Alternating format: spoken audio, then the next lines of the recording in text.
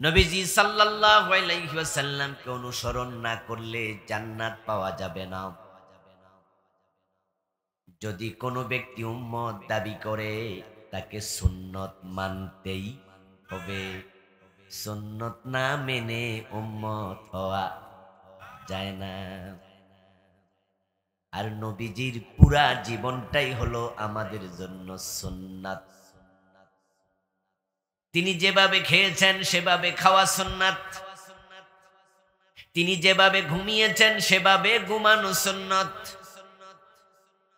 তিনি যেভাবে মসজিদে ঢুকেছেন ডান পা দিয়ে সেভাবে ডান পা দিয়ে মসজিদে ঢোকাটাও সুন্নত। তিনি টয়লেটে ঢুকেছেন বাম পা দিয়ে টয়লেটে ঢোকাটা সুন্নত। তিনি 10 বছর মদিনা চালাইছে আল্লাহর কোরআন দিয়ে দেশ পরিচালনা করাটাও সুন্নাত। রাসূলুল্লাহর জীবন আচার হলো আমাদের জন্য সুন্নাত। একজন ব্যক্তি তখনই উম্মত হবে যখন সে তার জীবনে সুন্নাত ফলো করবে। যখন সুন্নাত মানবে না, উম্মত দাবি করার কোনো অধিকার থাকবে না। হ্যাঁ, আপনি জোর করে উম্মত দাবি করতে পারেন।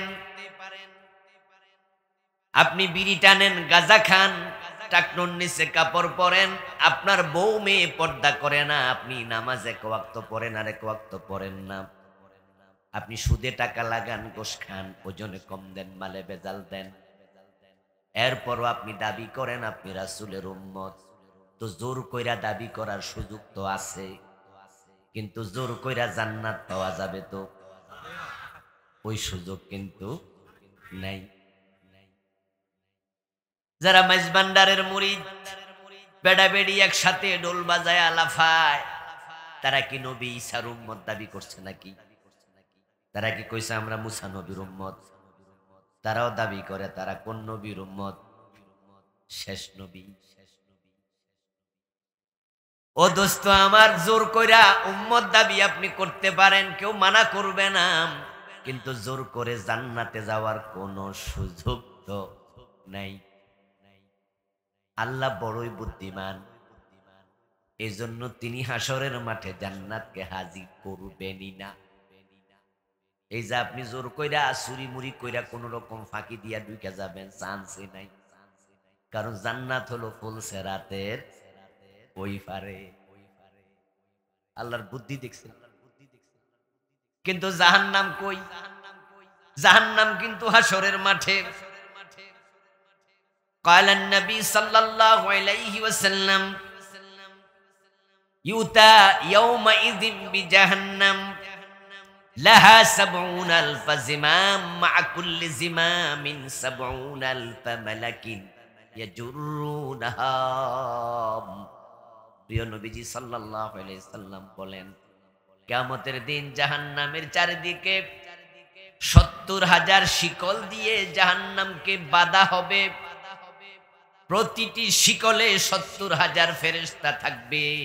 ওই ফেরেশতারা টেনে হিসড়ে জাহান্নামটাকে হাসরের ময়দানে উপস্থিত করবে।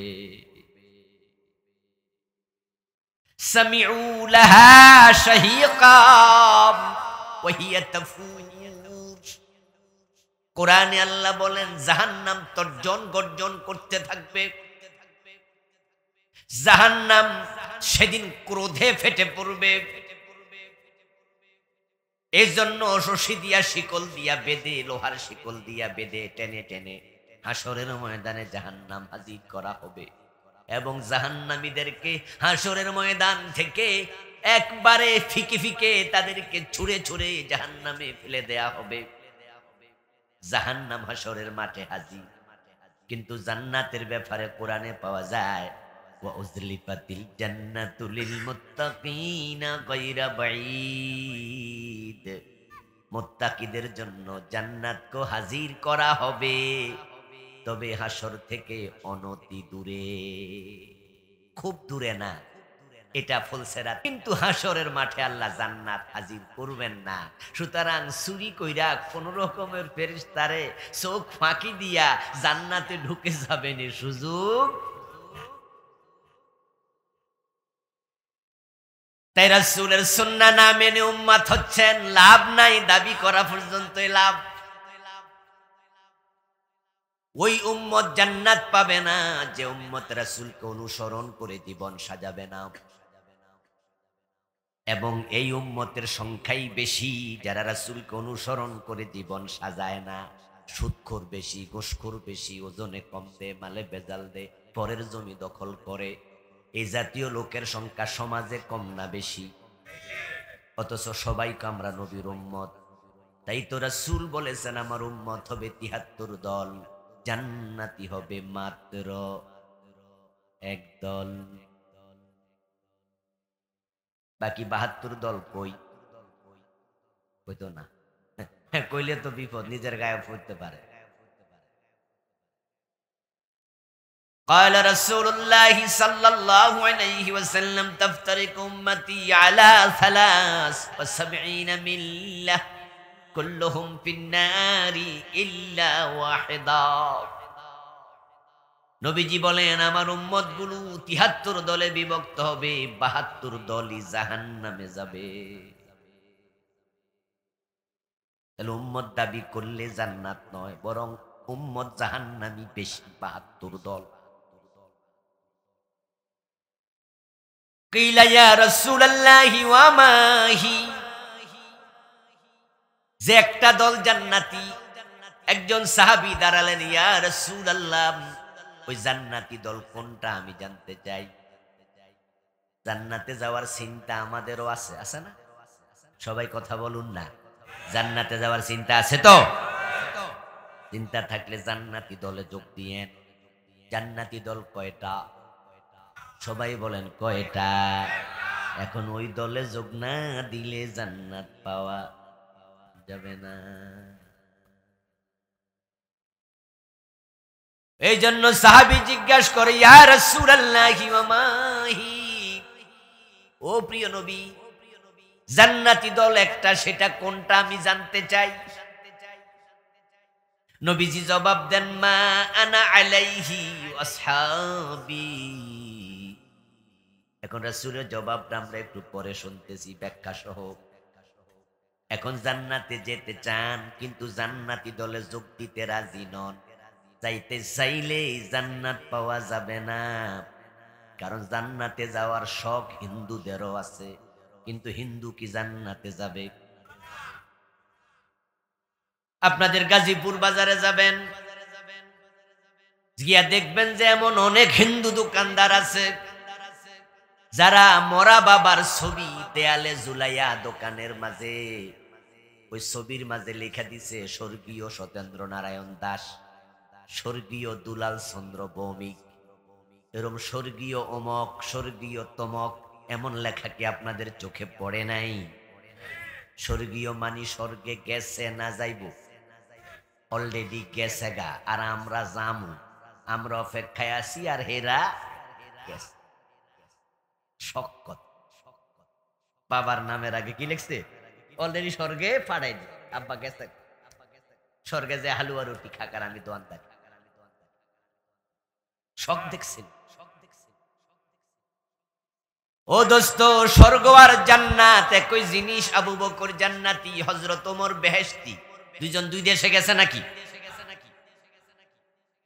এজন্য হিন্দুরাও জান্নাতে যেতে চায়, তাই নামের আগে স্বর্গীয় লিখেছে। চাইলে হবে না, আল্লাহর জান্নাতে যাওয়ার জন্য কিছু ক্রাইটেরিয়া ফলো করিতেই হবে। শব্দ পার্থক্য, কেউ কেউ মনে মনে কয় স্বর্গ আর জান্নাত বুঝি এক জিনিস। হ্যাঁ দোস্ত, আরবিতে বলে জান্নাত, বাংলায় বলে বাগান, ফার্সিতে বলে বেহেশত, ইংরেজিতে বলে হেভেন, সংস্কৃতি স্বর্গ হলো, শব্দ হলো স্বর্গ। জিনিস কিন্তু একটা। কেউ বলে লাউ, কেউ বলে কদু, কেউ বলে বউ, কেউ বলে বধূ, কেউ বলে আনন্দ, কেউ বলে ফুর্তি, তারা বলেছিল ভাস্কর্য, আমরা আলেমরা বলেছি এটাই হলো মূর্তি। মনে আসেনি? এই ভাস্কর্য লইয়াই তো মামুন ভাই জেলখানায় গেল। আমাদের মামুনুল হক শেখুল হাদিস, ওনাকে যে জালেমরা জেলে দিছে, উনি শুধুমাত্র বলেছিলেন যে পুস্তখোলার মোড়ে ভাস্কর্য বসতে দেয়া হবে না, বসাইলে বুড়িগঙ্গায় ফেলা হবে। এই তো আগুন লেগে গেছে, দৈরা নিয়া বৌদিয়া দর্শনের মামলা দিয়েছে।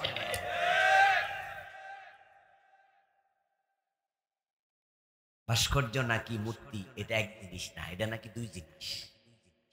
আমরা বলেছি আরে না, এক জিনিস। চাচা সুদ খায় না, চাচা মুনাফা খায়।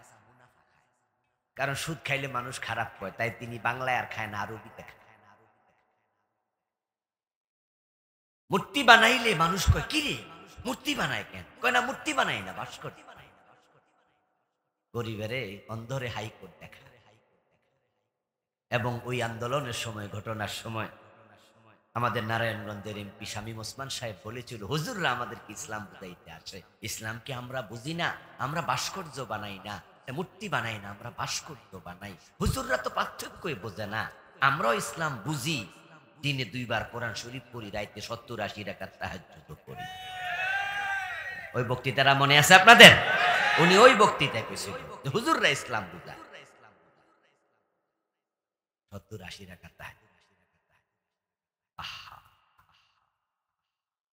আমার দোস্ত, বাড়াবাড়ির রেজাল্ট কখনোই ভালো হয় না, যেটা আমরা দেখেছি। আলেমরা বলছে মূর্তি বানাইও না, তারা বানাইছে। এমন বানাইছে, পত্রিকা দেখলাম মূর্তির পিছনে খরচ হয়েছে 4000 কোটি টাকা। শাহজালালের বাংলাকে যারা মূর্তির বাংলায় পরিণত করতে চেয়েছে, আল্লাহ এটা হতে দেবেন না, হতে তিনি দেন নাই।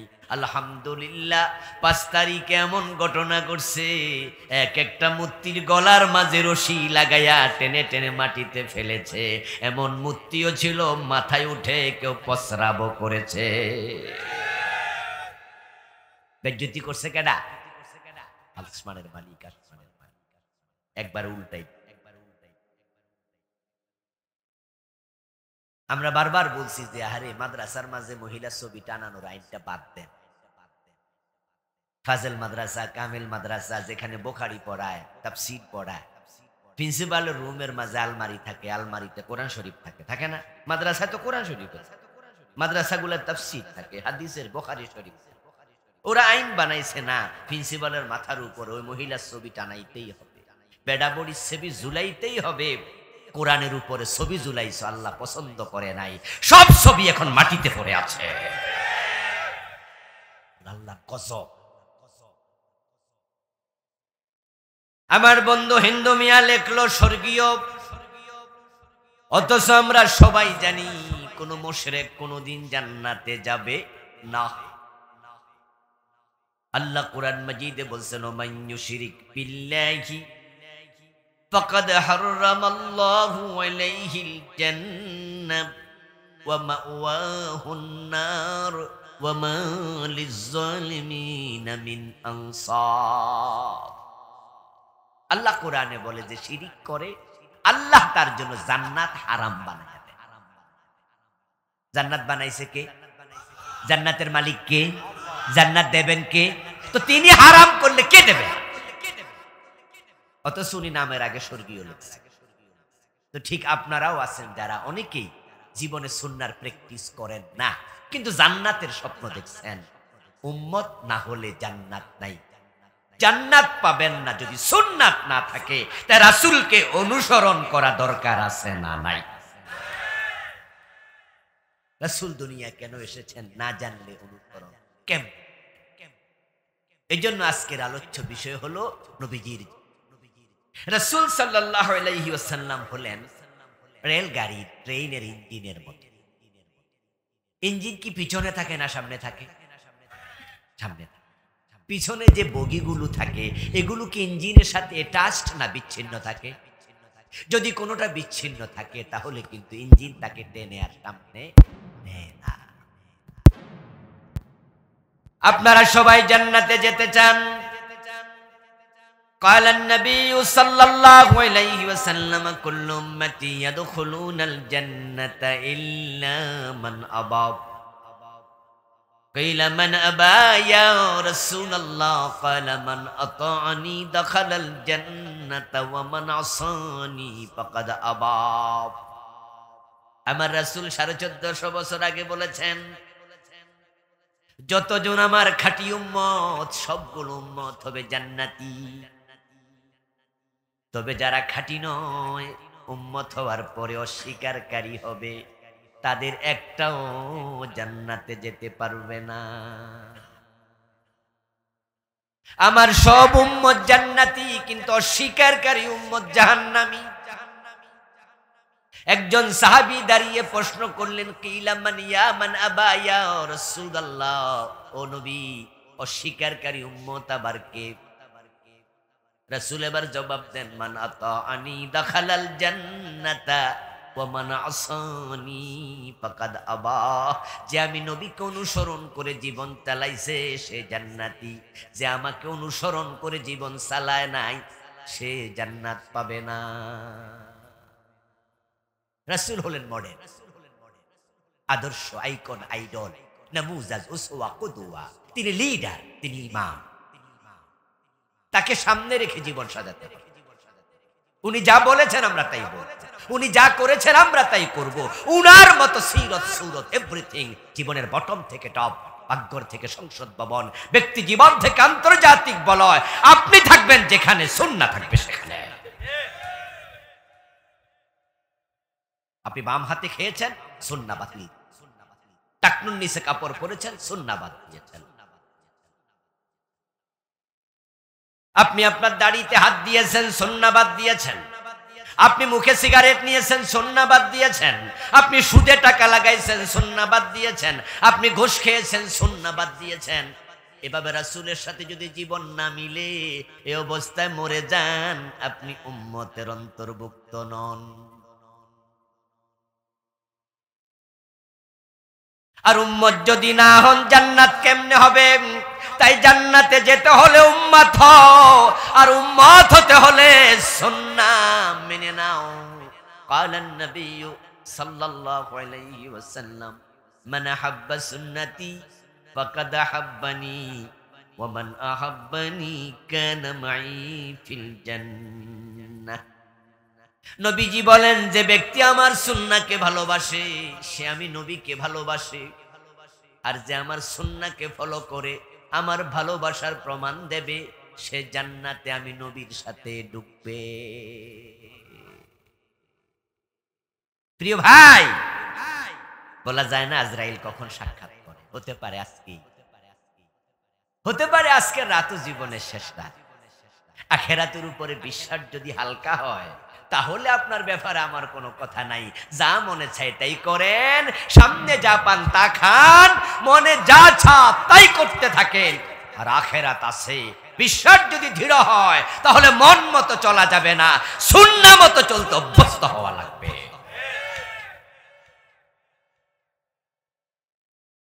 কেউ কেউ মনে মনে বলছেন যে হুজুর সুন্নাহ তো মানি এই যে মাথায় টুপি মুখে দাড়ি গায়ে পাঞ্জাবি মাহফিলে এসে বসে আছি মসজিদে ঢুকতে ডান পা দেই বের হতে বাম পা দেই সুন্নাহ মানি না কোলোকে আমিও তো জান্নাতি আমি বলবো দোস্ত ঠিক আছে মানতেই তো হবে সুন্নাহ তবে সুন্নাহ যদি আপনি মন মতো মানেন তাহলে আপনি নফসের গোলাম আর যদি পুরা জীবনে মানেন তাহলে হবেন আল্লাহর গোলাম বাংলাদেশে প্রবলেম হলো আমরা সুন্নাহ মানি ততক্ষণ সুবিধা আছে যতক্ষণ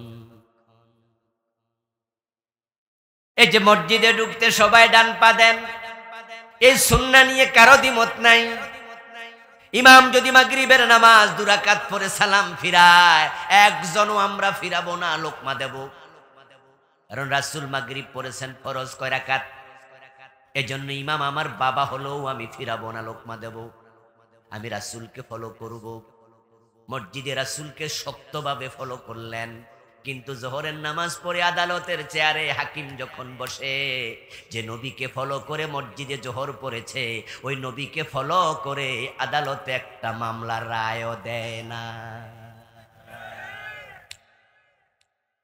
আমার রাসূল কি মদিনার বিচারপতি ছিলেন না? তিনি যখন বিচার করছেন মন মতো না কোরআন মতো, 54 বছরের বাংলাদেশে কোরআন দিয়ে কোন আদালতে বিচার হয়েছে? তো রাসূলের সুন্নাহ মসজিদে তালা লাগাইয়া রাখে আসলে চলবে? ইসলাম কি শুধু মসজিদ চালাইতে আইছে? আপনাকে মসজিদে যখন ইমামতির জায়গায় দাঁড় করানো হয়, এই যে আমরা আজকের মাহফিলে যারা আসছি, যেই কোনো একজনকে মসজিদ ইমামের জায়গায় দাঁড় করাইয়া দিলে তিনি কিন্তু নামাজ পড়ার সময় সুন্নাহ ফলো করে নামাজ পড়বেন।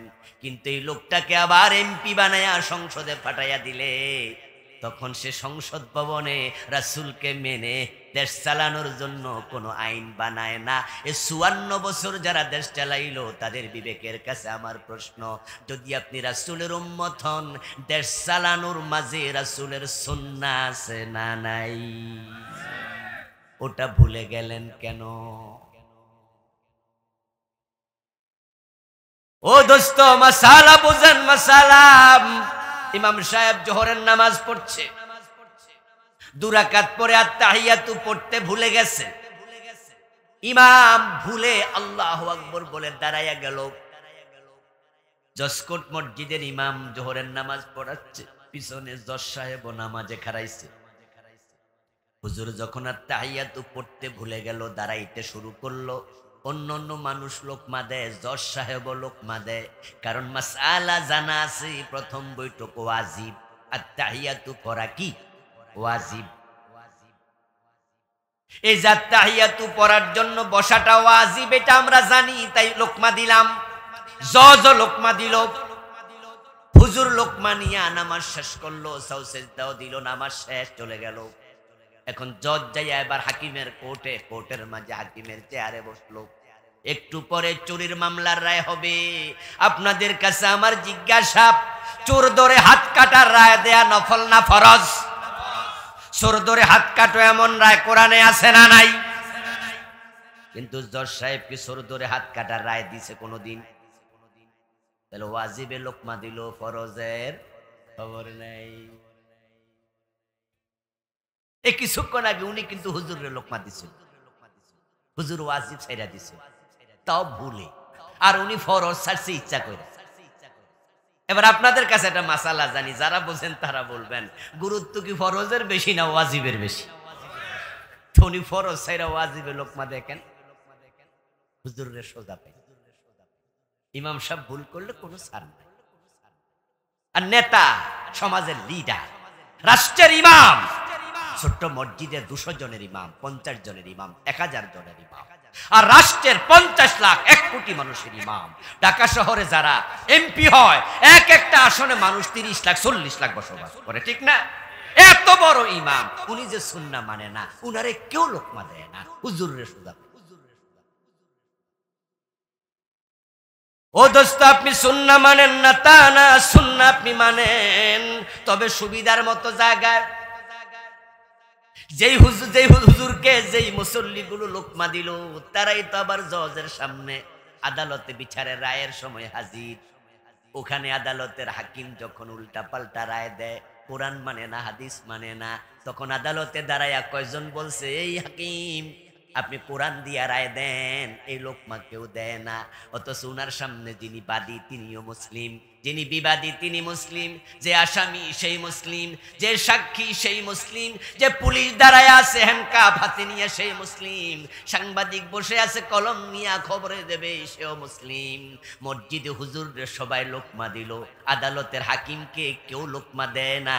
কারণ তারা জানে আদালতে যদি হাকিম রে বাধা দেয়, লোকমা দেয়, আদালত অবমাননার মামলা খাওয়া লাগবে। হুজুরের লোকমা দিলে কোনো মামলা টামলা হইব? এই জন্য ওইটা সোজা কাম, লোকমা মারো সবাই। ও বন্ধু, যদি মসজিদের হুজুরকে আমরা লোকমা না দিতাম, তাহলে হুজুর কিন্তু ভুল করত। ভুল যে করছে লোকমা না দেওয়ার কারণে, ওই ভুল দিয়া নামাজ শেষ হতো। এই নামাজটা ফরজ ছুটলে বাতিল, ওয়াজি শুকলে সাউসেজদা, সাউসেজদা না দিলে কবিরা গুনাহ। এইভাবে নামাজ শেষ হলে সওয়াব পাওয়া যায় না। তাই আমরা আমাদের নামাজের স্বার্থে হুজুরকে লোকমা দেই। ঠিক 54 বছর যারা দেশ চালাইছে কোরআন দিয়া চালায় না, যদি আমরা লোকমা দেয়া শুরু করে দিতাম তারা মসজিদের ইমামের মতো সংশোধন হতে বাধ্য থাকতো।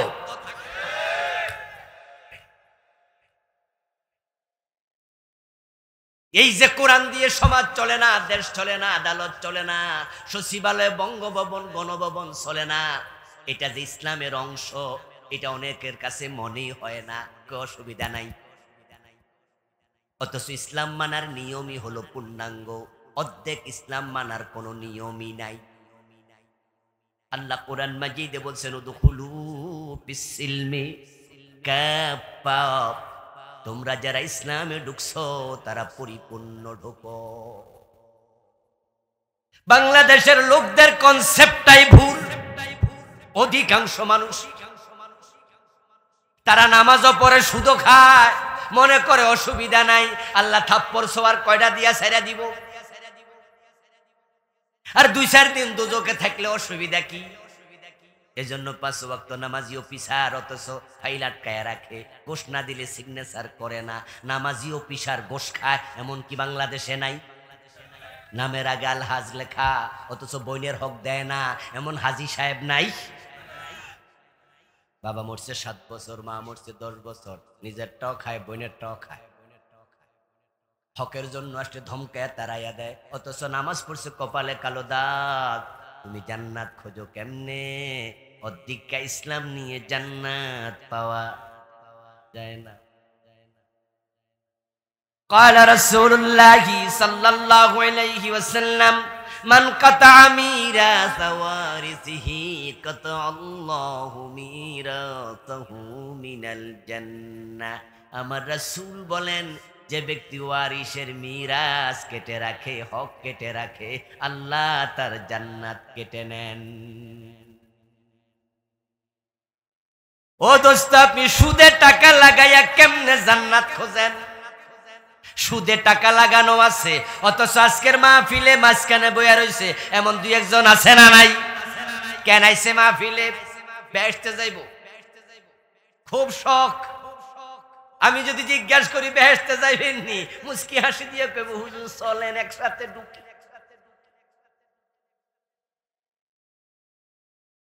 অথচ নবীজি বলছেন সুদ খেলে গুনাহ হয় 73টা, সবচেয়ে ছোটটা হলো নিজের মায়ের সাথে জেনা করা।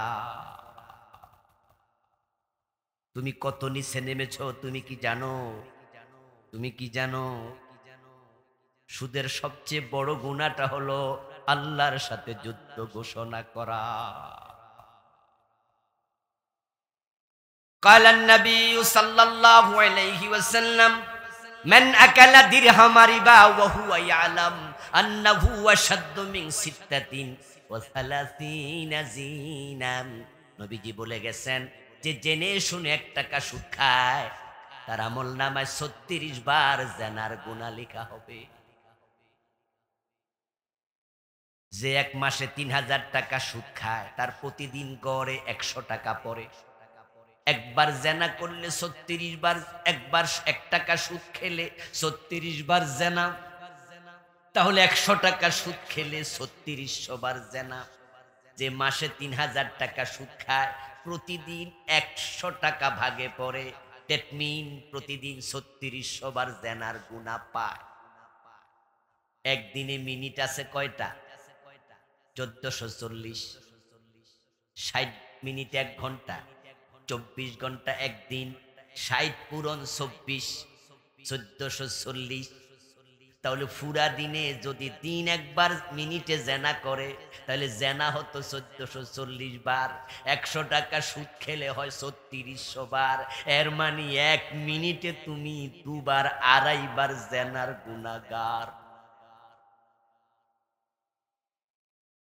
সুদখোর যখন নামাজে দাঁড়ায়া থাকে তখনও তার আমলনামায় জেনার গুনাহ যোগ হতে থাকে, সে আবার জান্নাত খোঁজে। আজীব মানুষ।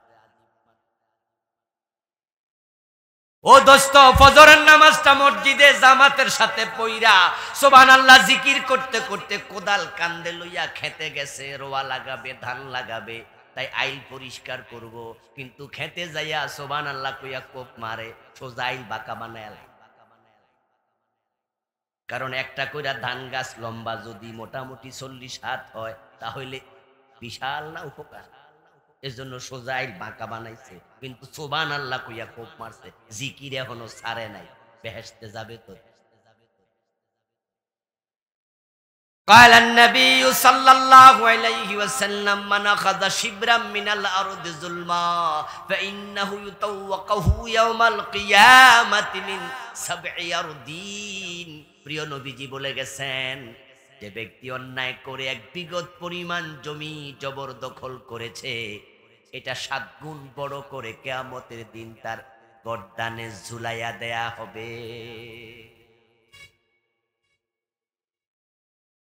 ও দোস্ত, এই যে আপনি কিছু কিছু সুন্নাহ মানেন, কিছু কিছু মানেন না,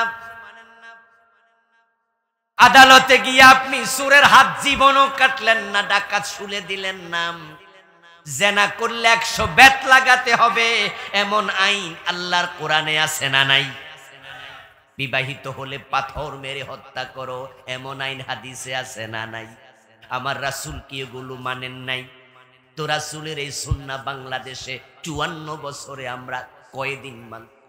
একদিনও না।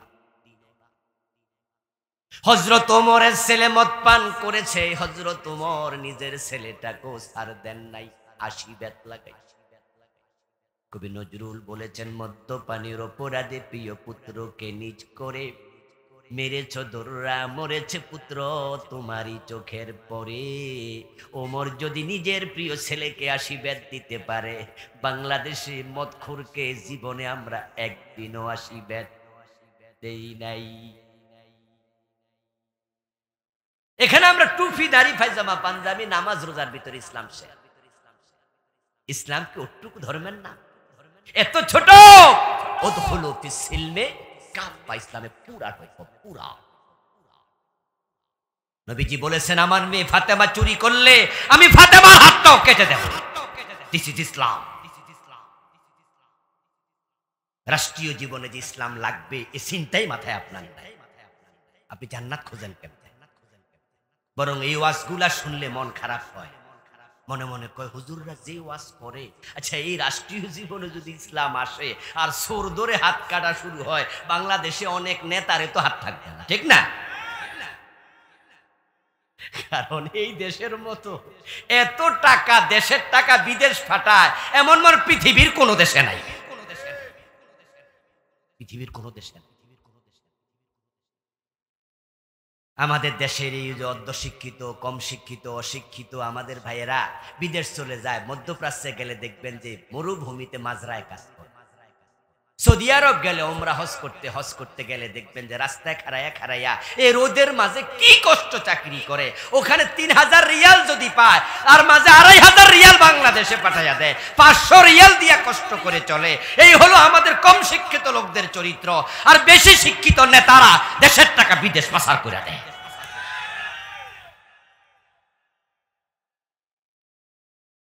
আমাদের সাবেক প্রধানমন্ত্রী বলেছেন, উনার বাড়ির ফিয়ন কত কোটি টাকার মালিক। এ 400 কোটি কি চাকরি করে কামাইছে? কোথায় পাইল সে?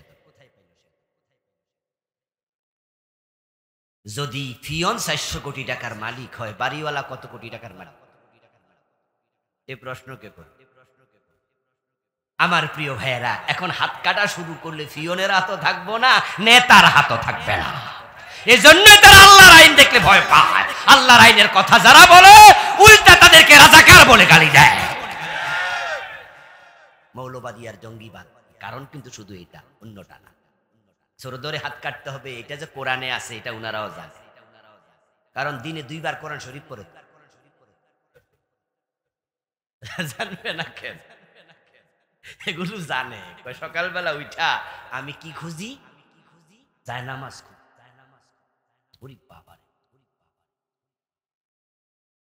আমার দোস্ত, আল্লাহর নবীকে জীবনের আংশিক মানবেন, বাকি অংশে মানবেন না। আপনার ব্যাপারে আল্লাহর বক্তব্যটা শুনুন। যারা কিছু মানে না, তাদেরকে আল্লাহ বলেন তারা মুমিনিনা। ইয়াকুলুনা নুমিনু বিবাদিন ওয়া নাকফুরু বিবাদিন ইউরিদুনা আন ইয়াত্তাখিযু বাইনা যালিকা সাবিলা উলাইকা হুমুল কাফিরুনা হাক্কা। আরে আমি আবুল কালাম আজাদ বাশার আমার কথা মানলে কি না মানলে কি ফেলে দেন, কিচ্ছু আসে যায় না, কিন্তু আল্লাহর কথা না মানলে ঈমান থাকবে না। আল্লাহ বলতেছেন তারা সুবিধাবাদী হবে, তারা বলবে কিছু মানে, ইয়াকুলুনা তারা বলবে নুমিনু বিবাদিন কিছু মানে, ওয়া নাকফুরু বিবাদ তবে সব মানতে পারবো না, কিছু আছে খুব কঠিন। হুজুর চোর ধরে হাত কাটলে চোর ভাত খাইব কি দিয়া? যুক্তি দেয় এটি মধ্যযুগীয় আইন, হাতে কাটটা দিলেন তো বেড়া ভাতটা খাইব কি দিয়া? কি মহব্বত চোরের জন্য, হাত কাটবে চোরের, ভাত খাওয়ার টেনশন নে তার। ঘটনা কি? আসলে টেনশনটা চোরের জন্য না, টেনশন হচ্ছে বাড়িতে আয়নার দেখলে আয়নার ভিতরে নিজে চোর দেখতে পায়।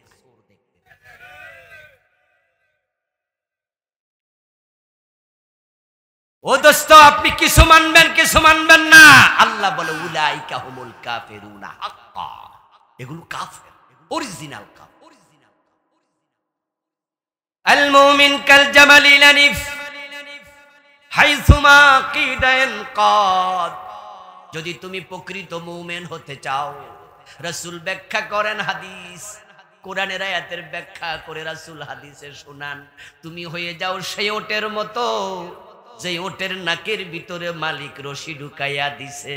রশি যদি মালিকে ঢুকাইয়া দেয় নাকের ভিতর, ওই ওটার মন মতো চলতে পারে না, মালিক টানে যেদিকেই কদম দিতেই হবে।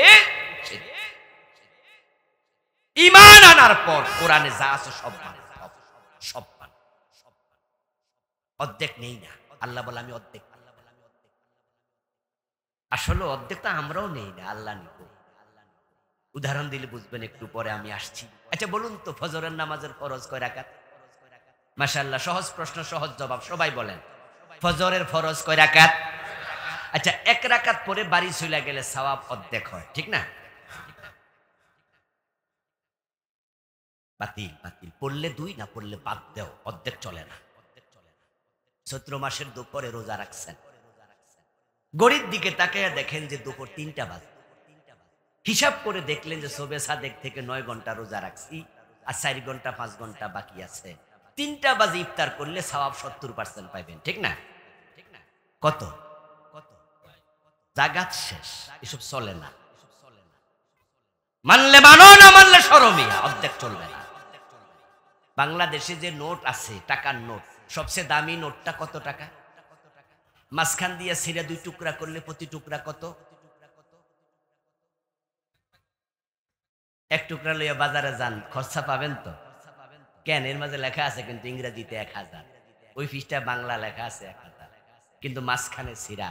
দোকানদার বলবে পাগল হয়েছেন কবে? চাচি জানেনি। চাচা এই অর্ধেকটা লইয়া যে আইসেন খরচার লাইগা, চাচি জানেনি। আমার দোস্ত, নোটটা যখন এক জায়গায় ছিল তখন 1000 টাকা তার মূল্য, অনেক দামি নোট, কিন্তু মাঝখান দিয়া যখন ছিঁড়ে ফেলেছেন সেটা 0 হয়ে যায়। ঈমান যখন আপনার আছে, আপনার দামে তো বেশি। একজন মুমিনের সম্মান আল্লাহর কাছে আরশে আজিমের চেয়েও বেশি। উলাইকা হুম খায়রুল বারিয়া, মুমিন হচ্ছে সৃষ্টির মাঝে সবার সেরা। এই মুমিনের পায়ের তলায় ফেরেশতারা পর্যন্ত টাকা দিবে। এই মুমিন যতদিন থাকবে পৃথিবীর ততদিন কিয়ামত হবে না। যদি একজন মুমিন, একজন, লা তাকুমু সাআতু ওয়ালা আহাদিন ইয়াকুলু আল্লাহ আল্লাহ। এজন্য আপনি অর্ধেক মেনে জান্নাত খুঁজবেন না। রাসূলুল্লাহ সাল্লাল্লাহু আলাইহি ওয়াসাল্লাম আল্লাহ তাআলা পৃথিবীতে কেন পাঠালেন সেটা বুঝবেন। রাসূলকে পূর্ণ জীবনে মানবেন। রাসূল হলেন ইঞ্জিনের মতো রেলগাড়ির, আর আমরা উম্মতেরা হলাম বগির মতো, ডাব্বার মতো।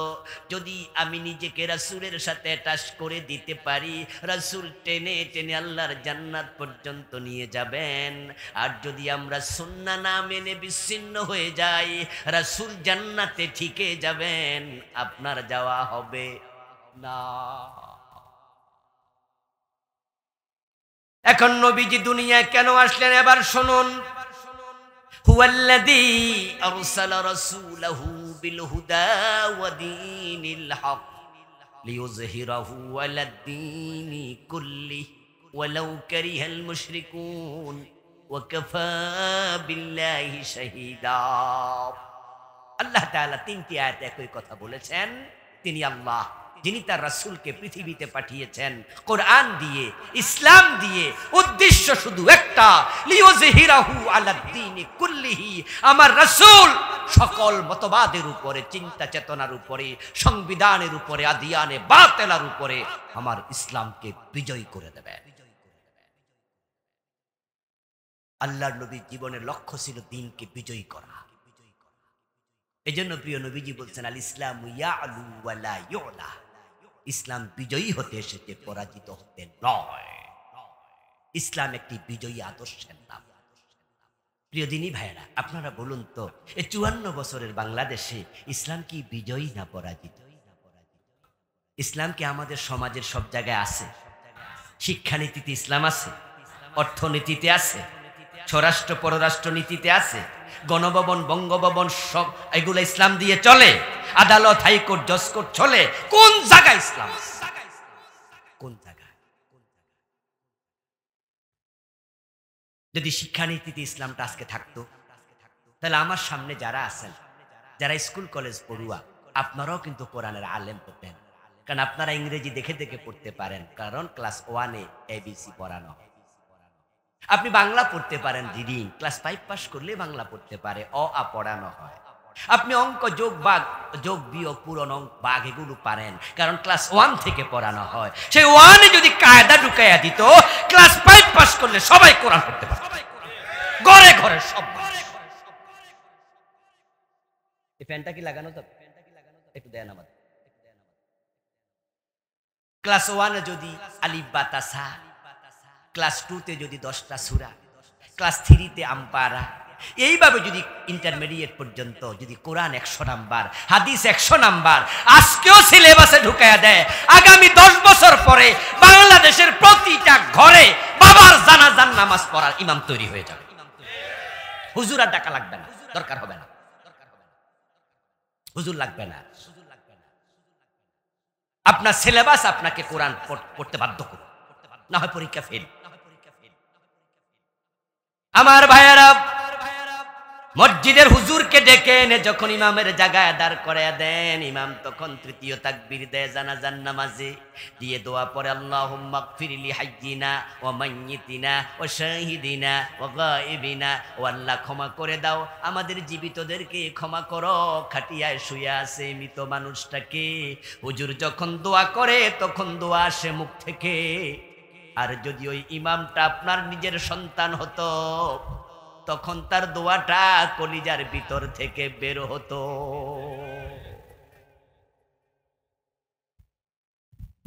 যদি আমাদের সিলেবাসে কোরআনটা ঢুকিয়ে দেয়া যেত, তাহলে প্রতি ঘরে প্রফেসর হোক, প্রফেসর, ডাক্তার, ইঞ্জিনিয়ার, যে যাই হোক, সাথে সাথে সবাই কোরআন পড়তো, কোরআন বুঝতো। আপনাদের কাছে আমার সহজ সরল প্রশ্ন, বলুন তো, সিলেবাসে কোরআন ঢুকানোর সুযোগ বাংলাদেশে আছে না নাই? শুধু একটা অর্ডার দরকার। শিক্ষামন্ত্রী স্পিকারকে লক্ষ্য করে একটা চিঠি লিখবে, দরখাস্ত লিখবে, যে আমি আপনার কাছে চাই সংসদের মাধ্যমে পাশ করাতে যে আগামী বছর থেকে ক্লাস 1 থেকে ইন্টারমিডিয়েট পর্যন্ত কোরআন হাদিস ঢুকানো হবে। আর উনি বলবেন যে হ্যাঁ বলুন, একবার হ্যাঁ বলবে, প্রতি স্কুলে কোরআন ঢুকে যাবে। কিন্তু 54 বছরে কেন ঢুকানো হলো না? কারণ এই মানুষগুলো কোরআন যে পড়া ফরজ এটা বুঝে। এসএসসি লেভেল এখন ইংরেজি 200, বাংলা 200, অঙ্ক, জেনারেল ম্যাথ, হায়ার ম্যাথ 200, বিজ্ঞানে যারা পড়ে ফিজিক্স কেমিস্ট্রি বায়োলজি 300। দেখেন আপনি দুনিয়ার এলেম কোনটা 200 কোনটা 300, আর আল্লাহর কোরআন 50 নাম্বার, 50 নাম্বার। এজন্য তো আপনারা আমার সামনে যারা আছেন অনেকে কিন্তু এখানে বড় বড় শিক্ষিত লোক, কিন্তু তায়াম্মুমের 3 ফরজ কইতে পারবেন, আরকান আহকাম 13 ফরজ কইতে পারবেন নি সবাই। দেখবেন যে গুনতে গেলে 10টা পারবেন, 3টা পারবেন। কোন কারণে ঈমান ভেঙে যায়, ঈমান ভাঙার 10 কারণ আপনি কইতে পারবেন নি। আপনার সিলেবাসে এগুলা নাই। একটা লোক ইঞ্জিনিয়ার হতে কি পরিমাণ বই পড়ে, একটা লোক মেডিকেলে ডাক্তার হতে এমবিবিএস কি পরিমাণ বই পড়ে, একজন ব্যারিস্টার হতে কত ইংরেজি বই পড়ে আপনি ভাবতে পারবেন না। 1 থেকে মাস্টার্স লেভেল পর্যন্ত সবগুলো বই যদি জমা করে এরকম স্তূপ করে মাথা পার হয়ে যাবে। যেই মেধাবী ছেলেটা এত পড়া পারে, এ ছোট্ট কোরআন সিলেবাসে থাকলে পারতো না? সিলেবাসে নাই। এই জন্য রাসূলকে আল্লাহ বলে আমি দ্বীনের বিজয়ের জন্য পাঠাইছি। দ্বীন যখন বিজয়ী হয়ে যাবে তখন শিক্ষা ব্যবস্থা, অর্থ ব্যবস্থা, সমাজ ব্যবস্থা সব আল্লাহর কোরআন দিয়ে চলতে বাধ্য হবে।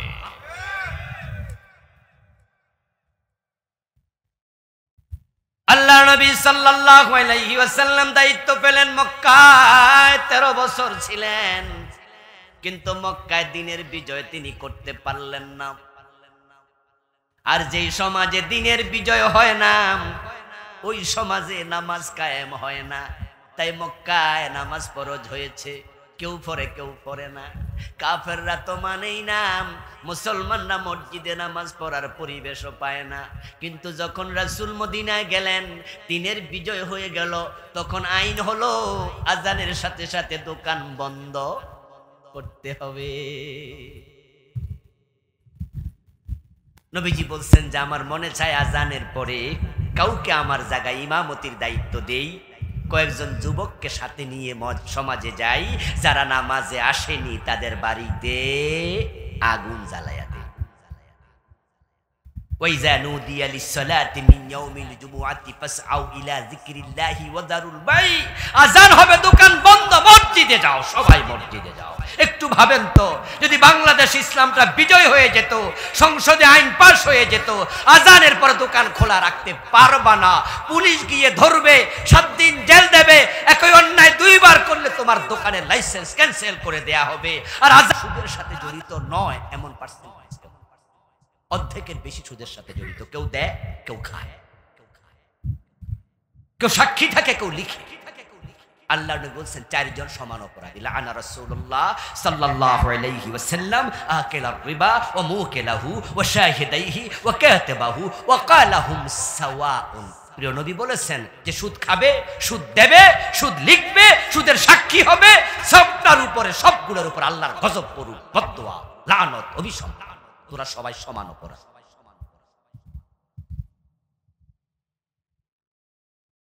মার্তা বাজারে যান, গাজীপুর বাজারে যান, যত দোকান দেখবেন দোকানদারদের থেকে পার্সোনাল কন্ট্রাক্ট করবেন, দেখবেন যে শতকরা 80 জনের বেশি সুদে বিভিন্ন এনজিও থেকে টাকা এনে দোকানে মাল দিচ্ছে।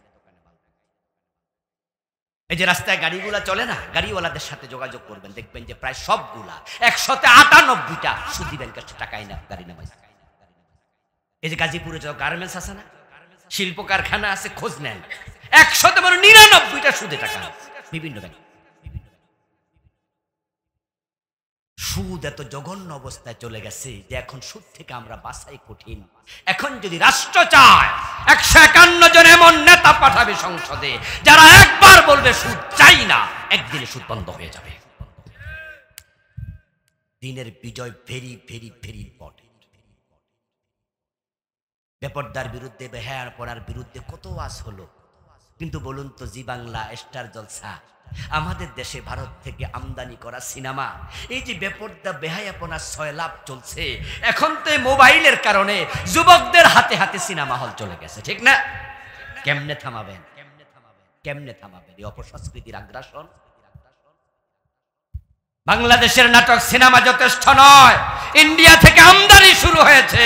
দেখবেন সিনেমার পোস্টারের গায়ে মাঝে মাঝে চোখ পড়লে দেখা যায় সেখানে লেখা আছে বাংলাদেশ ভারত যৌথ প্রযোজনা। আরে বাংলা দিয়েও হয় না, আরো পাঠাও, আরো আরো পাঠাও।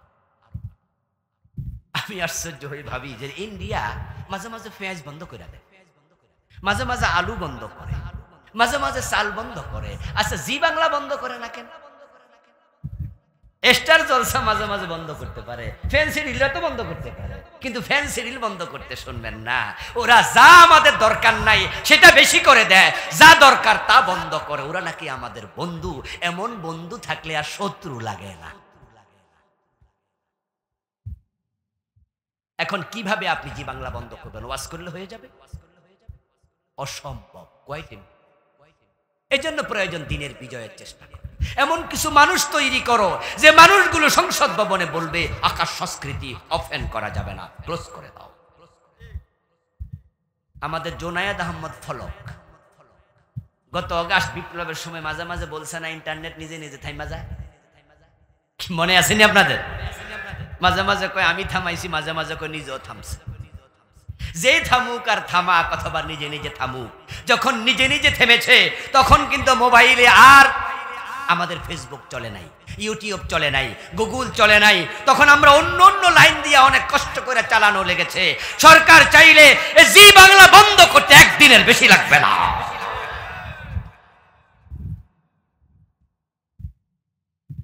রাসূলুল্লাহ সাল্লাল্লাহু আলাইহি ওয়াসাল্লাম মক্কায় দিনের বিজয় করতে পারেননি, অথচ মক্কায় ছিলেন 3 বছর বেশি। নবুয়তের জীবন হলো 23, মদিনায় হলো 10, মক্কায় 13, 3 বছর বেশি। কিন্তু দিনের বিজয় হলো মদিনায়। আল্লাহর নবীর জন্ম মক্কায়, দিনের বিজয় মদিনায়। আবু বকর, ওমর, ওসমান, আলী 4 খলিফার জন্ম মক্কায়, দিনের বিজয় মদিনায়। আশারা মুবাশশারা 10 জনের জন্মস্থান মক্কায়, দিনের বিজয় মদিনায়। সূরা হলো 114টা, তার মাঝে মক্কায় নাজিল হয়েছে 86টা, মদিনায় মাত্র 28টা। মক্কা বিজয় হয় নাই, দিনের বিজয় মদিনায়। এখন বাংলাদেশে দিনের বিজয় কেন হয় না? এবার একটু মিলান। সেটা হলো যেই কোরআন বেশি নাজিল হলো মক্কায়, ওই মক্কার সংসদে রাসূল কোরআন নিয়ে ঢুকতে পারেন নাই। মক্কার সংসদের নাম ছিল দারুন নাদওয়া। ওই সংসদের যিনি লিডার ছিলেন, প্রেসিডেন্ট, তার নাম আবু জেহেল। ওরা রাসূলের ব্যাপারে সিদ্ধান্ত নিয়েছিল, লা তাসমাউ লিহাযাল কুরআন ওয়ালগাউ ফীহি। তারা সংসদে আইন পাশ করাইছে, মুহাম্মাদের কোরআন শুনতে যাওয়া যাবে না। দ্বিতীয় আইন পাশ করছে ওয়ালগাউ ফীহি, যেখানে কোরআন সে পড়বে সেখানে গন্ডগোল লাগাইয়া দিও। সংসদে তো ঢুকতে দেবেই না, পড়তেও দেবে না, শুনতেও দেবে না। মনে হয় গত 15 বছরে তারা আবু জেহেল থেকে শিখছে, ঠিক না? কোরআনের মাহফিল করতে দেবে না, 144 জারি করে দেবে। ঠিক আবু জেহেলের সিদ্ধান্তগুলো বাংলাদেশে। আল্লাহর হাবিব সাল্লাল্লাহু আলাইহি সাল্লাম যখন সংসদে কোরআন নিয়ে ঢুকতে পারলেন না, দিনের বিজয় কেমনে হবে? এই যে চোর ধরে হাত কাটার একটা আইন আছে, এটা কি ব্যক্তি করবে না রাষ্ট্র?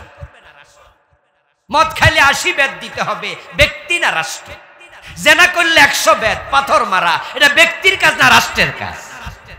যাকাত তোলা, যাকাত দেয়া, এটা কি রাষ্ট্রের কাজ না ব্যক্তির কাজ? মাশাআল্লাহ, আমি ভাবছিলাম ওইটা কইবেন। আমাদের বাংলাদেশে আমরা যাকাত দিই, গরিবরা যাকাত নেয়, এটা ইসলামী সিস্টেম।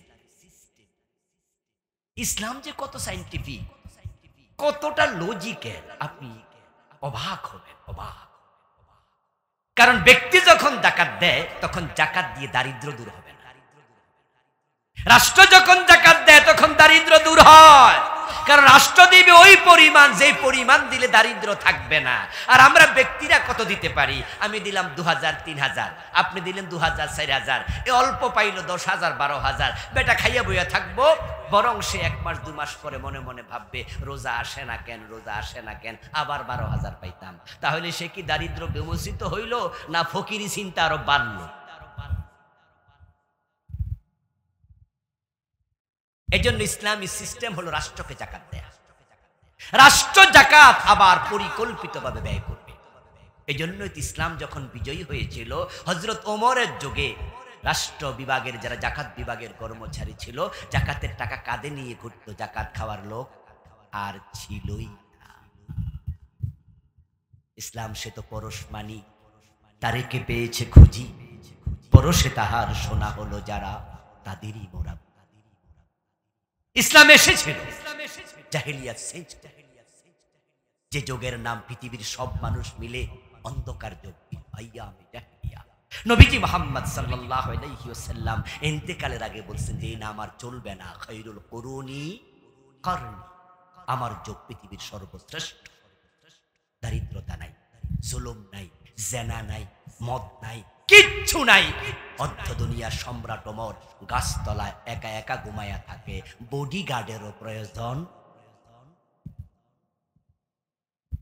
খোলা পায়ে রাশেদার সোনালি যোগ, কেন যে ফিরে আর আসে না, সকলে পেতার অধিকার, কেন যে প্রাণ খুলে আসে না।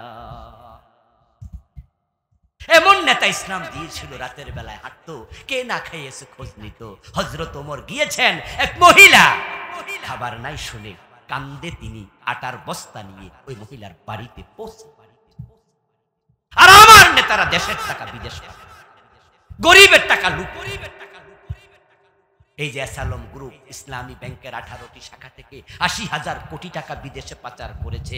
ইসলামী ব্যাংকে কি রিকশাওয়ালার অ্যাকাউন্ট নাই? ওই দিন মজুর কুলির অ্যাকাউন্ট আছে। এমন মহিলা ভিক্ষুকও আছে, পুরুষ ভিক্ষুক আছে। মেয়েটা বড় হয়েছে, বিয়ে দেয়া লাগবে, মাসে 1000 করে টাকা জমাইয়া ইসলামী ব্যাংকে রেখেছে। ওই 80,000 কোটি টাকার মাঝে ভিক্ষুকের টাকাটাও আছে। ইসলাম কি দিয়েছিল? রাম। আল্লাহর নবী 13 বছর পর হিজরত করলেন। মদিনায় হিজরতের পথে রাসূলুল্লাহ সাল্লাল্লাহু আলাইহি ওয়াসাল্লাম মনে মনে ভাবেন, হিজরত করে যদি মদিনায় যাই, সেখানে গিয়ে দেখি তাদের সংসদে আরেক আবু জেহেল বসে আছে, আমাকে কোরআন নিয়ে ঢুকতে দেয় না। হিজরত করে লাভ কি? আল্লাহর নবীর কলবের দিকে আল্লাহ তাকালেন, মনের খবর তিনি জানেন। কোরআনের আয়াত নাজিল করে দিলেন, ও নবী আপনি আমার কাছে দোয়া করে বলুন, ওয়াজআলনি মিন লাদুনকা সুলতানান নাসিরা। সুবহানাল্লাহ পড়েন ভাই।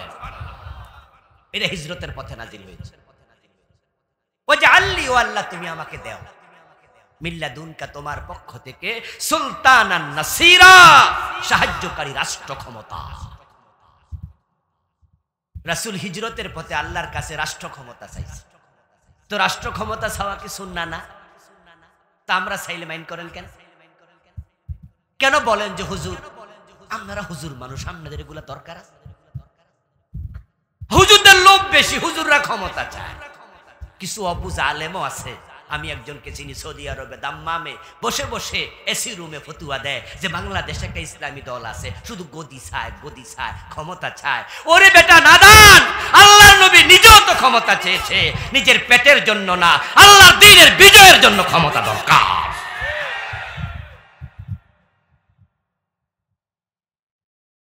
কাবি খাটিয়ারের গম চুরি করার জন্য নয়। যদি দ্বীনের বিজয়ী না হয়, তাহলে চোর ধরে হাত কাটবেন কেন? আর চোর ধরে যদি হাতই না কাটেন, চোরদের কারণে সমাজ তো উন্নত হবে না। কি গাঁজাখুরি আইন বানাইছে? কি আইন বানাইছে? চোর ধরে জেলে দাও। আমি আশ্চর্য হই, এই আইন কেমনে মানুষ বানাইলো, কেমনে মানুষ বানলো? এ মানুষের কি বিবেক নাই? চোর কি ভালো মানুষ না খারাপ মানুষ? সবাই বলেন তো দেখি। ভালো হইলে ভালোই কইেন, কর না, অসুবিধা কি? আমি মাইন্ড করবো না। আপনার বিবেক যদি তাই বলে, বলুন তো চোর ভালো না খারাপ? ওরে যে 6 মাস জেল দিলেন, এই খারাপ মানুষটা জেলে গিয়ে ভাত খাইছে না? বিল দিছে? থাকছে না? ভাড়া দিছে? বিদ্যুৎ ইউজ করে নাই? বিদ্যুতের টাকা দিছে? তো 6 মাস খারাপ মানুষকে খাওয়াইছেন, টাকা পাইলেন কই? এই যে 6 মাস আপনি চোরটারে খাওয়াইলেন জেলখানায়, টাকা পাইলেন কই? টাকা হচ্ছে রাষ্ট্রের। রাষ্ট্র টাকা পেল কই? এই মোবাইলে যদি আপনি 100 টাকা প্লাগজি লোড করেন, সাথে সাথে 15 টাকা ভ্যাট কেটে নিয়ে। আপনি দোকানে একটা সানাসুরের প্যাকেট কিনেন 100 টাকা দিয়া, সেখান থেকে আপনার 15% ভ্যাট কেটে নিয়ে। রাষ্ট্রকে আপনি টাকা দিতে বাধ্য। ইনকাম করবেন, ট্যাক্স দেবেন, খরচ করবেন, ভ্যাট দেবেন। রাস্তায় পার হবেন, টোল দেবেন। বিদ্যুৎ ইউজ করবেন, বিল দেবেন। রাষ্ট্র আপনার থেকে টাকা নেবে, রাষ্ট্র কোষাগারে জমাবে, তারপর রাষ্ট্র খরচ করবে। ওই চোরের টাকাও রাষ্ট্র খরচ করে, আপনার টাকা। আমরা চোরের পিছনে টাকা দিতে চাই না, কারণ তাকে টাকা দিয়া পাইলা 6 মাস পরে যখন বের হয়, তখন 6 মাস পরে চোরটা আল্লাহর ওলি হয়ে বের হয় না ডাকাত হয়ে বের হয়। তো তার পিছনে বিনিয়োগ করবো কেন, খরচ করবো কেন? ইসলামের আইন হলো যদি সত্যি সে চোর হয় হাত কেটে দাও। হাত কাটতে কয় টাকা লাগে? 1 পয়সাও লাগবে না, শুধু 12 দাঁড়াইলে একটা ইয়া রাখবে, কোপ দিয়ে কেটে দেয়। একটা হাত কাটা চোর দেখে 100 চোর সোজা হয়ে যাবে। ভয় আর চুরি করবে না। 10টা চোর এমপি, 10টা চোর মন্ত্রী, 10টা চোর সচিব, 10টা চোর ডিসিএসপি, পুলিশের বড় বড় অফিসার যারা হাজার হাজার কোটি টাকা বিদেশ পাচার করেছে, পুলিশের ডিজি ডিআইজি, পুলিশের আইজিপি, ওদেরকে ধরে হাত কাটা যদি শুরু করা যায়, আগামী 50 বছরের নেতারা ডরে চুরি করবে না, ঠান্ডা পানি খাবে। ঠেলার নাম বাবা, সোজা হয়ে যাবে তারা। কিন্তু আপনি পাঠাইলেন জেলখানায়, জেলখানা পাঠাইয়া ফখরুদ্দিন মঈনুদ্দিন কি লাভ করছে? এই যে উনারা আইসে ক্ষমতায় আইসা বলছে আমরা পুঁটি মাছ ধরবো না, বোয়াল মাছ ধরবো। বড় বড় বোয়াল ধরে জেলে ঢুকাইছিল। জেলে কয়টা আছে? এবং যারা সেখানে বাস্তবে চোর ছিল তারাও চলে আসছে, এসে আবার নেতা। কয়দিন পরে দেখবেন কিছু মন্ত্রী হয়েছে, বাকিরা অন্য সময় এমপি হবে, নেতা হবে। ওদেরকে আপনি চোর বলার সাহস আপনার নাই। চোর বলবেন তো মানহানির মামলা খাবেন। আপনার কাছে কোনো ডকুমেন্ট নাই, বলবে তুমি আমার এত বড় নেতারে চোর বললা কেন? আপনি বলবেন যে ফখরুদ্দিন মঈনুদ্দিন জেল খাটাইছিল, তো ওরা বলবে তোমার কাছে কোনো প্রমাণ আছে? প্রমাণওয়ালা আমেরিকায় চলে গেছে, তুমি উল্টা মানহানির মামলা খাইয়া জেলে পচো। কিন্তু হাতটা যদি কেটে দিত তাহলে আমরা প্রমাণ দেয়া লাগতো না, চিরদিন নিজে প্রমাণ নিয়ে হাঁটতো। আর এই জাতীয় নির্বাচনে আইসা, নির্বাচনী জনসমাবেশে হাত নাড়বে কই? হাতে তো নাই। ইসলাম কত সুন্দর, কত সুন্দর। আরে একটা সোনার বাংলা আপনারা পেয়েছিলেন, শুধু নেতৃত্বের সততার অভাবে সোনার বাংলা হতে আপনারা দেন নাই। আল্লাহ তাআলা আমাকে ইউরোপ, আমেরিকা সহ মধ্যপ্রাচ্যের অনেকগুলো দেশে যাওয়ার সুযোগ দিয়েছে। আমি কম্পেয়ার করে দেখেছি যে এই দেশের মাটির উর্বরতা পৃথিবীর কম দেশে আছে। ও দোস্ত, সৌদি আরবে, কাতারে, কুয়েতে যারা গেছেন দেখবেন যে সেখানে যে গাছপালাগুলো রাস্তার পাশে আছে না, ওইগুলোর দিকে তলায় তাকাবেন, পাইপ লাইন, পানির লাইন। সকালে একবার পানি দেয়, বিকালে আবার পানি। পানি না দিলে গাছ বাঁচে না। এক একটা গাছ বাঁচাইতে হাজার হাজার টাকা খরচ করে। এই হচ্ছে তাদের জমিন। আর আমার জমিনের উর্বরতা দেখেন, একটা আম খাইয়া বিচিটা ফেলে দেন, 2 মাস পরে নিজে নিজে গাছ হয়ে পড়ে, 2 বছর পরে নিজে নিজে আম। প্রিয় ভাই, আমেরিকা দেখেন পৃথিবীর আজকে 1 ক্লাস। গত অগাস্টে আমি গিয়েছিলাম, 22 দিন ছিলাম, প্রোগ্রাম ছিল। ওখানে যাওয়ার পরে এমন পেয়েছি, এত শীত। একবারে গেলাম 2019-এ, তখন গিয়ে দেখি এত শীত। নভেম্বর মাস ছিল, আমার নাকের ভিতরে শ্লেষাগুলো রক্ত হয়ে গেল, টান দিলে রক্ত বের হয়। জিজ্ঞাসা করলাম এত শীতে থাকেন কেমনে? কই হুজুর, শীত তো ডিসেম্বরে আসবে, এখন তো আসেন। বলো 2 ফিট 3 ফিট পর্যন্ত বরফ জমা হবে, আমাদের গাড়িগুলো বরফের নিচে চলে যাবে। 3 থেকে 3.5 মাস গাছের পাতা পর্যন্ত থাকে না। আশ্চর্য এক দেশ। ক্যালিফোর্নিয়া খবর নেন, কয়দিন আগে লস অ্যাঞ্জেলসে ধাবানল হলো। নিউ ইয়র্কে খবর নেন, ওখানে মাইনাস টেম্পারেচার চলছে, বরফ পরে ঢাকা পড়ে যায়। আর আমার বাংলাদেশ 54 বছর, 70 বছর, 80 বছর, এখানে আমরা অনেকে আছি, একদিনও বরফ পড়ে নাই, কোথাও দাবানল।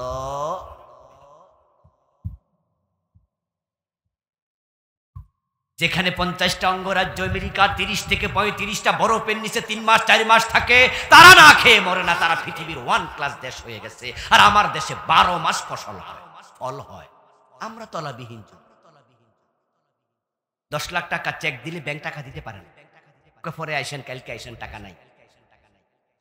মালয়েশিয়া গিয়েছিলাম 14-15 বছর আগে, কুয়ালালামপুরে গিয়ে দেখলাম কি পরিমাণ 50 তলা বিল্ডিং, গুণে শেষ করা যাবে না। আর আমার বাংলাদেশ আজ পর্যন্ত একটা 50 তলা বিল্ডিং আমরা বানাতে পারিনি, একটাও। অথচ তারা স্বাধীন হয়েছে আমাদের মাত্র 12 বছর আগে। মালয়েশিয়া আমাদের 12 বছর আগে স্বাধীন হলো। ও দেশের আবহাওয়া আমাদের দেশের সিমিলার, শুধু বিকালে একটু বৃষ্টি হয়। প্রায় দিন। আপনারা অনেকে মালয়েশিয়া গিয়েছেন, ও দেশে খনিজ সম্পদ নাই আমাদের মতো সামান্য। তারা আগাইলো, আমরা কেন আগাইলাম না? কারণ তারা মাহাতিরের মতো সৎ নেতা পেয়েছে, আর আমরা পেয়েছি বাটপাড়া সিটার অধিকাংশ। বড় শখ স্বপ্ন নিয়ে বঙ্গবন্ধু বলেছিলেন এবারের সংগ্রাম স্বাধীনতার সংগ্রাম, এবারের সংগ্রাম মুক্তির সংগ্রাম। কিসের মুক্তি? অর্থনীতি, যেটা পাকিস্তানিরা আমাদেরকে দেয়। কিন্তু 2 থেকে 2.5 বছরের ব্যবধানে বঙ্গবন্ধু আফসোস করে বললেন, পারলাম না রে, মানুষ পায় স্বর্ণের খনি, আমি পাইছি চোরের খনি। এই চোরকে কেমনে থামাবেন? থামান নাই তো, তাই চোরগুলো এক একটা এখন ডাকাত হয়ে গেছে, এখন আর এগুলা চোর নাই।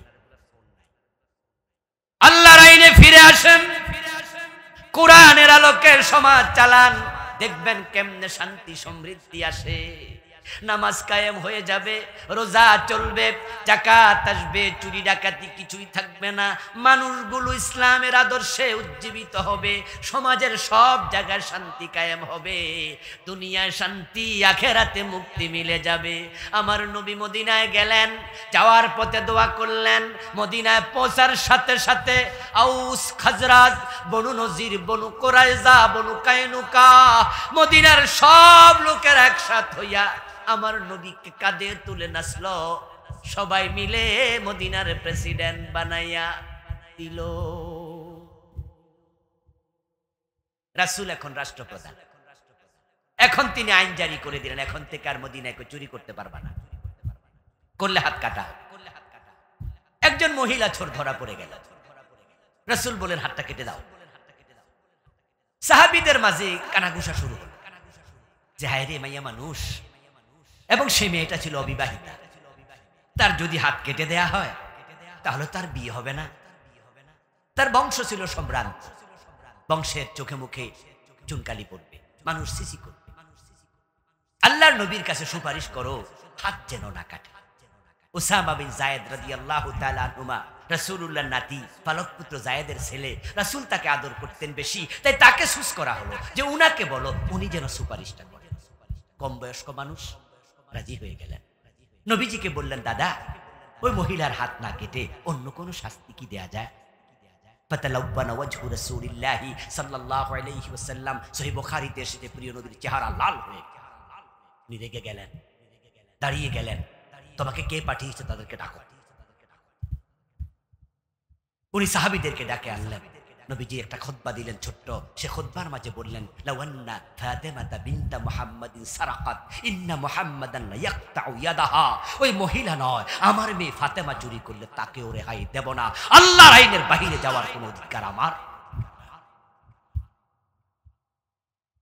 আমার প্রিয় ভাইয়ের একটু ভাবুন তো, যদি আমাদের রাষ্ট্রের নেতারা অন্যায় করে, তাদের ছেলেরা অন্যায় করে, দলের লোকেরা অন্যায় করে, রাষ্ট্র যদি বলে আমার দলের লোককেও ছাড়বো না, মন্ত্রী যদি বলে আমার ছেলেকেও ছাড়বো না, অন্য মানুষ তো ঠেলায় এমনি সোজা হয়ে যাবে।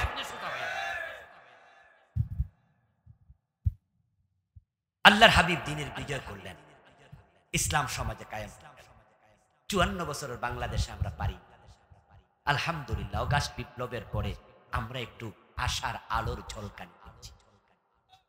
যারা এতদিন পর্যন্ত ইসলামকে, ইসলামওয়ালাদেরকে গলায় চেপে ধরেছে টুটি, আল্লাহ ওদেরকে চুপ করে দিয়েছেন, তারা এখন পরিচয় দিতে পারে না,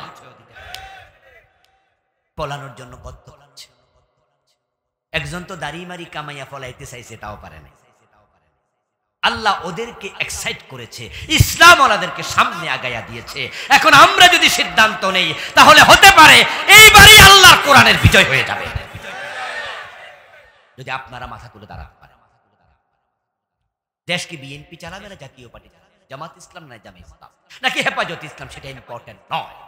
একটা কথা ইম্পর্টেন্ট, যেই ক্ষমতায় যাবে আমরা দাবি তুলতে চাই আল্লাহর কোরআনের আইনে দেশ চালাতে। এই দাবি আপনি তোলেন, আমি তুলি। এক মসজিদে একজন সবসময় ইমাম থাকেন। আপনাদের গাজীপুরে 50 বছর আগের মসজিদ নাই? কথা বলেন না, আছে না? আচ্ছা, এই 50 বছর কি একজন ইমাম ছিল? ইমাম চেঞ্জ হয়েছে, কিন্তু মাগরিবের ফরজ 3 রাকাত চেঞ্জ হয়েছে। কোরআনকে সংসদে ঢুকাইয়া দেন, দল চেঞ্জ হবে, নীতি চেঞ্জ হবে না, যারাই ক্ষমতা যায় কোরআন দিয়ে দেশ চালাতে হবে। শান্তি আসতে বাধ্য, শান্তি আসতে বাধ্য। ইনশাআল্লাহ আলেমদের মাঝে আমরা দেখতে পাচ্ছি ঐক্যের একটি সূচনা শুরু হয়েছে। ইসলামী দলগুলো কাছাকাছি আসছে। আপনারা যারা আছেন আপনারাও বলেন যে ঠিক আছে, সব দল তো দেখেছি, সব দল দেখা শেষ, আগামীর বাংলাদেশ হোক আল্লাহর কোরআনের বাংলাদেশ। 5টা বছর আলেমরা চালাক না, ইসলাম ওয়ালারা চালাক। আপনারাও ইসলামের পক্ষে চলে আসেন, বলেন না যে আমরাও কোরআনের পক্ষে আছি। এটা এমন এক কিতাব, এর মাঝে শান্তি সমৃদ্ধি আল্লাহ সব এমন দেয়া দিছে, কোরআন যেখানে কায়েম হবে সেখানে শান্তি আসবে। এবার আসুন না আমরা একটু দিনের বিজয়ের জন্য কাজ করি। আল্লাহ তাআলা আমাদের সকলকে তারই জমিনে তার দিন বিজয়ের জন্য কাজ করার তৌফিক দিন। সবাই বলি আমিন। হাযা মা ইনদি ওয়াল ইলমু ইনদাল্লাহ আলাইহি তাওয়াক্কালতু ওয়া ইলাইহি উনীব।